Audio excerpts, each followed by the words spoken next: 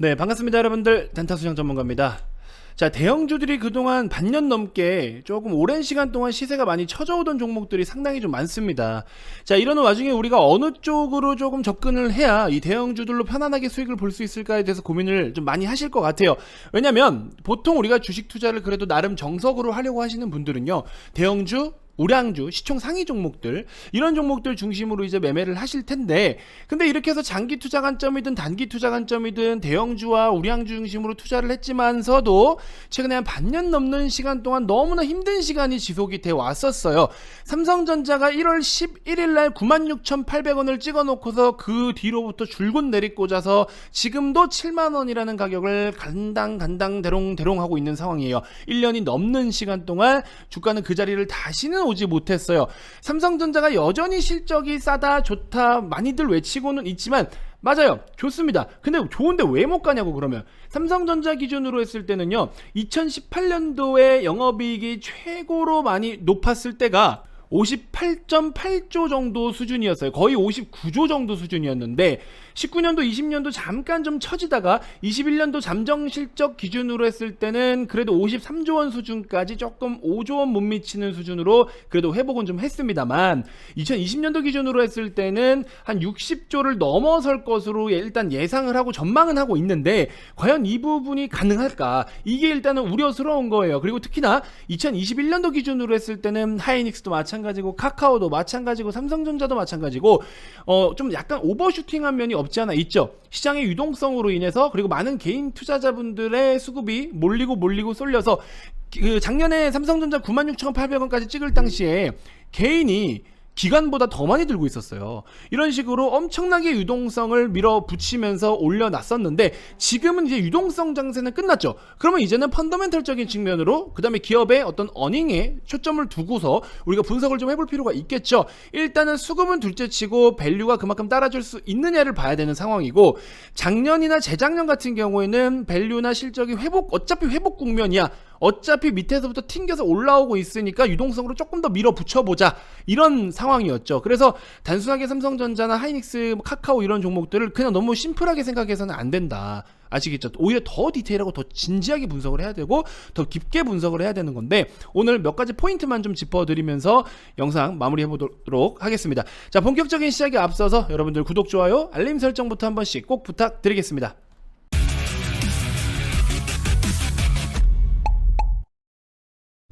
자, 제가 어제도 여러분들께 보여드렸었지만 3월 2일 기준으로 했을 때 뭐 3월 7일인가 그때도 제가 또 설명을 한번 또 드렸더라고요. 확인을 해보니까.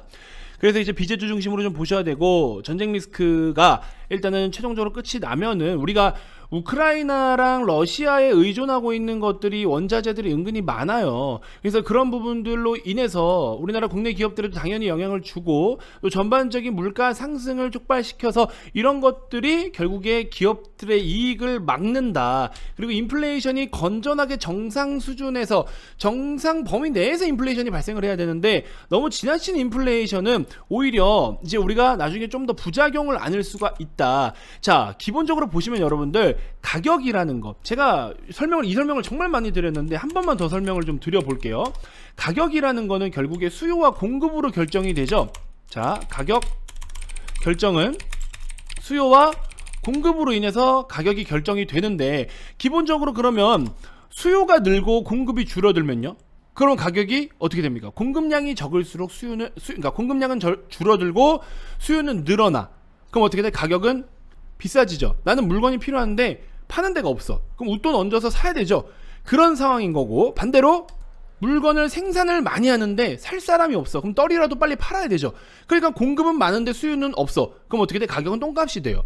이게 기본적인 건데, 그럼 우리는 인플레이션이라는 거 너무 어렵고, 뭐 정치적인 거, 무역적인 거, 뭐 전쟁 리스크에 갖다 빗대서 이런 거 다 떠나서, 일단은 인플레이션이 왜 만들어졌는지에 대해서는 제가 설명을 다 드렸었죠. 돈을 많이 풀었었고, 돈을 갖다 풀어서 소비를 해라. 그럼 뭐야? 소비를 하라는 거는 제품을 많이 만들 수 있는 상황이 생기는 거죠. 그럼 결국에 뭐가 어떻게 됐다? 수요가 늘어났다. 수요가 늘어나니까 공급도 같이 늘리긴 늘리는데, 공급이 늘어나니까는 일을 할 사람이 필요로 하죠. 일할 사람이 필요하니까는 이제 인력을 갖다 써야 되는데, 정부에서 준 돈을 갖다 쓰느라 어떻게 사람들이 일을 안 하려 그래요. 그럼 어떻게 또 일을 할 사람이 없으니까, 우리는 필요로 하는데 일을 할 사람이 없어. 그럼 어떻게 돼? 공급과 수요가 또 안 맞아요. 그러면 가격이 또 올라. 그게 뭐 임금이 또 올라요. 그럼 임금이 오르는 건 결국 뭐다? 그 기업의 원가잖아요. 원가. 그렇죠? 매출 원가에 들어가잖아요. 그럼 원가가 높으면 어떻게 판가가 또 높아지죠. 이 사이클이 계속 이어지면서 결국에 우리가 지금 인플레이션을 두드려 맞은 상황인데 너무 지나친 인플레가 이렇게 발생을 했다라고 볼 수가 있는데 그러면 지금 입장에서 여기서 현재까지는 수요가 급증을 하면서 발생한 자, 유동성에 의한 수요가 급증을 하면서 발생한 인플레였어요. 여기 현재까지는 전쟁 리스크 전에는. 근데 전쟁 리스크라는 게 이제 발발하게 되면서 전쟁 이후에는 이제 공급도 축소가 되어 발생한 인플레예요. 자, 쉽게 그림을 그려드리면 위의 화살표가 수요예요. 그동안 수요가 급증을 하면서 공급은 자리를 지켜줬어요. 그래서 이만큼의 이격이 벌어졌습니다. 더 벌어졌죠. 이렇게 해서 가격 상승이 일어난 건데 근데 지금은 무슨 상황이냐? 수요는 일단 높아져서 자리를 지키고 있어요. 윗자리를. 근데 공급은 잘 지키고 있다가 공급량이 줄어들었어요. 그래서 지금 1차적으로 인플레이션이 여기서 한번 발생을 했는데 여기서 2차적으로 더 큰 스프레드를 만들어주는 이 인플레이션이 또 촉발한 거죠. 그래서 수요가 늘어났지만 공급도 같이 줄어들었어요. 그래서 가격이 더 어떻게 많이 올랐는데 그러면은 예를 들어 현재 이런 상황에서 러시아 우크라이나 제재 그리고 우크라이나는 사실 우크라이나 쪽에다가 우리가 의존하는 게 반도체 소재 중에서 대표적으로 또 필요한 게 네온가스잖아요. 네온가스라는 것이 가격이 최근에 굉장히 치솟았죠. 당연하죠. 보시는 것처럼 네온가스 수입 가격 변화 추이 해가지고 최근에 전쟁 이슈 때부터 해서 폭등을 보였어요. 이 네온가스라는 것이 생산 비중을 좀 보시면요. 2020년도와 2020년도, 21년도에 어때요? 우크라이나의 비중이 굉장히 높아지고 있는 상황이었습니다. 이런 것 때문에 우리가 이제는 우크라이나 현재 이렇게 대부분의 영토가 또 많이 데미지를 받았잖아요. 이런 것 때문에 여기에 대한 부분으로 일단은 어쨌든 공급 축소 우려, 심지어 뭐 축소가 됐죠. 이미 축소가 된 부분이 있고 그래서 이런 것들을 통해서 아까 보여드린 것처럼 네온가스 가격도 치솟고 있고 그래서 원가 가격이고 말고 이거를 떠나서 일단은 반도체라는 게 뭐 차량 쪽도 마찬가지고 우리 여러 가지 지금 뭐 메타버스 세상이 열리기 시작하면서 데이터 센터, 데이터 메모리 쪽으로도 마찬가지고 뭐 반도체가 필요한 곳이 한두 가지가 아니에요. 근데 이렇게 수요는 폭증을 하고 있는데 수요는 너무나 폭증을 하고 있는데 공급이 지금 계속 못 따라오고 있다. 그래서 이걸 지금 맞춰주고 커버해주기가 너무 어려운 상황이다. 그러면 이렇게 해서 이익은 결국에 기업들의 이익에 대한 부분은 어느 정도 보존이 될 수는 있어요. 왜? 가격의 변동에 따라서 결국에 그러니까 수량은 많이 못 찍어내는 만큼 가격이 올랐기 때문에 약간 이런 거죠. 한 개 팔아서 만 원짜리 한 개 팔면 그냥 만 원이죠. 근데 10개로 해볼게요. 10개를 만 원에 팔아요. 그쵸? 한 개당 만 원씩 10개 팔면 얼마에 10만 원이잖아요. 근데 이제 예를 들어 5개만 팔았지만 가격은 2배로 뛰어서 5만 원이에요. 하나당. 그럼 어떻게 돼요? 또 10만 원이죠. 이렇게 하면 이익은 유지가 돼요. 생산은 많이 못하지만 가격이 올랐기 때문에 이익은 유지가 된다. 이런 루트로 갈 수는 있는데 어찌됐건 중요한 거는 지금 수요를 빨리 좀 맞춰줘야 되지만 차량용 반도체도 마찬가지고 최근에 르네사스 또 우리 지진 때문에 공장을 3군데나 또 중단한다라는 내용이 나오면서 이쪽 차량용 반도체에 대한 또다시 셧다운이 우려가 되고 있는 TSMC가 1위기는 하지만 그래서 아무튼 지금도 이 전 세계의 차량용 반도체를 생산하는 대표적인 기업들을 이 친구들이 열심히 또 생산을 찍어내야 되는데 그러지 못한 상황이 또 펼쳐지다 보니까 차량을 지금 뭐 아반떼 하나 사는데도 6개월 이상 기다려야 된다고 하죠. 벤츠 E클래스 뽑는데 얼마 전에 지인이 하나 뽑았는데 1년 3개월 기다렸다라고 해요. 이처럼 지금 같은 경우에도 엄청나게 좀 어려움이 있다. 그리고 막 원하는 어떤 옵션을 다 넣지도 못하고 막 이런 상황들이 있다라고 해요. 아무튼 이래저래 정말 문제가 많은 상황인 것 같습니다. 자, 그리고 제가 좀 특징적인 거 하나를 좀 말씀을 드리면 저는 반도체를 부정적으로 보지는 않는데요. 최근에 여러 리포트에서도 삼성전자에 대한 목표 주가를 좀 높게 잡고 있어요. 뭐 적정 주가를 이렇다라고 이야기는 하고 있지만 현실적으로 우리가 이 삼성전자 기준으로 했을 때 TP가 한 11만 8천 원 정도 이야기를 하고 있는데 지금 7만 원이죠. 그러면은 7만 원에서 11만 8천 원까지 가게 되면 대략적으로 68.5%의 업사이드가 있는 거거든요. 뭐 못 간다라는 건 아니에요. 사실 실적으로만 재무적인 상황으로 실적으로 밸류를 매기면은 충분히 그렇게 올라갈 수 있는 그런 상승 여력은 있다라고 저도 판단은 돼요. 밑에 보시는 것처럼 삼성전자 실적 추이만 단순하게 좀 놓고 보더라도 18년도에 영업이익 이렇게 요런 수준에서 60조 조금 못 미치는 수준에서 이제 보시면 19년도 처지고 20년도 처지고 21년도에 조금 올라왔다가 22년도부터는 정상적으로 다시 좀 제낄 가능성이 있지만 이게 과연 생산을 좀 원활하게 해서 이만큼을 맞춰줄 수 있냐라는 거죠. 그래서 어찌됐건 간에 이제 주가는 이제 최근에 유동성으로 밀어붙여서 96,800원 수준이긴 했었지만 글쎄요, 이런 부분이 좀 애매한 구석이 없지 않아 있다. 하이닉스도 마찬가지예요. 18년도에 보시면은 한 21조 좀 안 되죠. 그러고 나서 19년도에 다 같이 좀 어려웠다가 슬슬 정상화를 해 나가고 있는 과정 중에 있는 이런 모습을 볼 수가 있습니다. 근데 단순하게 삼성전자만 기준으로 했을 때 보시면은 1대1 코스피랑 1대1 비율로만 그냥 단순하게 계산을 하면요. 삼성전자가 11만 8천원까지 올라가면은 68% 업사이드가 있다라고 했죠. 지금 7만 700원이니까. 그러면은 단순하게 1대1 계산으로 했을 때 코스피 지수가 현재 2707포인트부터 여기서 68%가 올라가면요, 단순하게 4500포인트입니다. 4500포인트.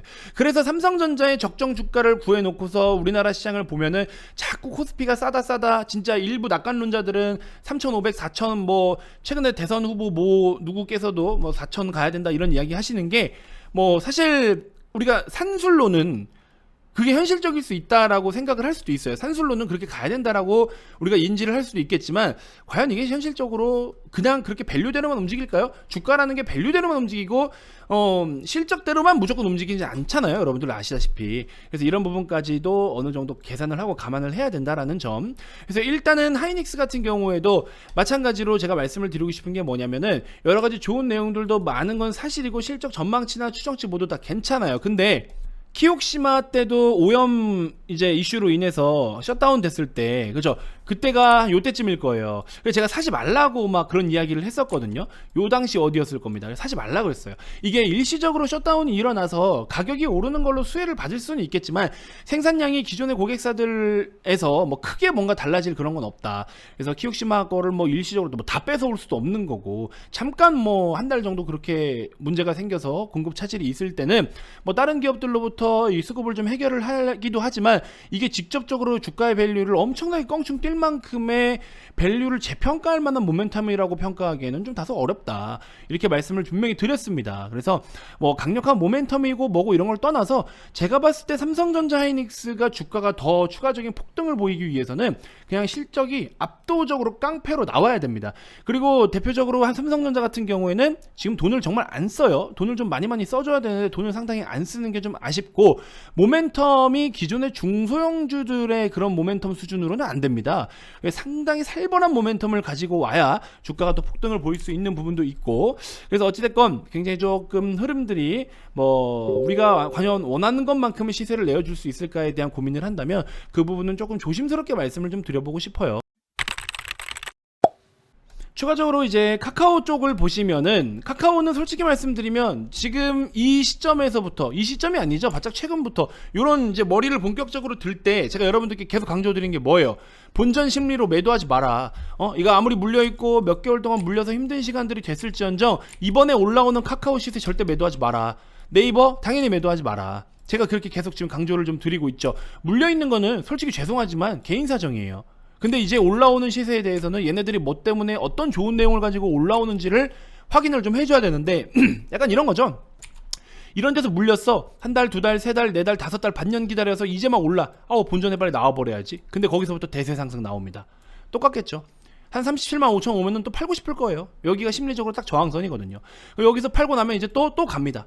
근데 그때 당시에 이제 또 여러 가지 좋은 이슈들이 많이 붙어줄 가능성이 더 높다라고 보고 있고, 그래서 항상 주가가 오를 때는 스토리가 제일 중요하다라고 제가 매번 말씀을 드리고 있죠. 그래서 스토리가 뭐다? 팔할이다. 스토리가 팔할이다라는 말을 제가 항상 시그니처처럼 말씀을 드리고 있어요. 어제 올려드렸던 카카오 게임즈도 너무나 싸요. 너무 싸요. 그래서 이런 것들, 카카오 뱅크도 마찬가지고, 네이버도 또 정말 싸고. 근데 다소 아쉬운 거는 네이버가 메타버스 쪽으로 진짜 공격적으로 진입을 할 거면 조금은 더 공격적으로 돈을 써서 뭔가 투자를 좀 하고 이런 부분들이 있어야 되는데 아직 그런 게 없다. 신성장 산업에다가 투자를 할 거면은, 그러니까 이쪽으로 뭔가 진입을 해서 이걸 빗대서 주가가 오를 거면은 첫 번째는 투자예요.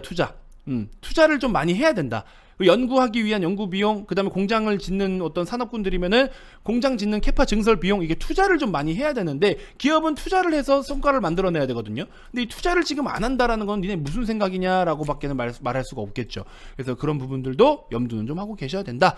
이렇게 말씀을 좀 드려보고 싶습니다. 자, 오늘은 제가 영업적인 부분을 최대한 말씀을 좀 덜 드렸습니다. 일부러 그랬어요. 저도 뭐 너무 힘들고 그냥 우리가 잘하고 있는 거 그냥 그것만 그냥 그대로 보여드리면 돼요. 어찌됐건 우리 회원님들께서는 최근에 엄청난 수익을 좀 잘 보고 계시고, 저는 뭐 수익을 이렇게 계속 안겨다 드리고 뭐 분석해서 정보 드리고 제가 이런 일을 하는 사람이잖아요.